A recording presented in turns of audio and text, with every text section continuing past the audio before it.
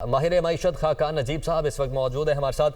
خاقان نجیب صاحب بہت شکریہ، آپ نے ہمیں جوائن کیا اقتصادی سروے۔ یہ جو پریس کانفرنس تھی یہ بھی آپ نے سنی ہوگی، کون کون سے اہم اور چیدہ پوائنٹس ہیں جو آپ نے آج کی اس پریس کانفرنس سے اس اقتصادی سروے سے اخذ کیے؟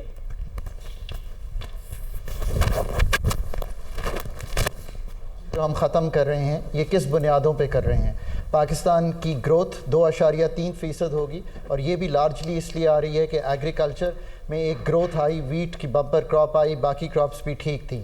مینوفیکچرنگ جو ہے وہ قدرے سلو رہا، یہ آپ کو معلوم ہے، اور اس وقت لارج سکیل مینوفیکچرنگ جو ہے وہ تقریباً کوئی خاص گروتھ اس میں نہیں رہی۔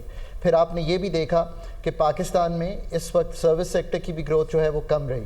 اگر یہ 2.3% جو پروویژنل گروتھ ہے اس کو دیکھیں تو 1% کی گروتھ ان دو سیکٹرز میں۔ سو یہ سال جو ہے اس کو آپ ایز سلگ فلیشن ڈسکرائب کریں گے، سلگش گروتھ بٹ ہائی انفلیشن۔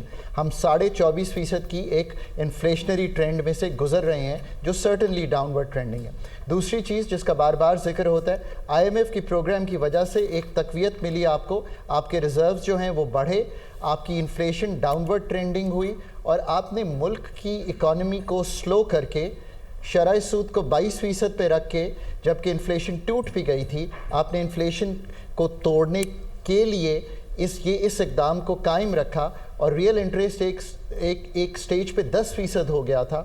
پھر آپ نے انفلیشن کو 38% پچھلی مئی میں، اور اس مئی میں آپ نے دیکھا 11.8% پہ آ گئی۔ سو یہ ایک اوور آل جائزہ ہے جو ہم سال کلوز کرنے جا رہے ہیں۔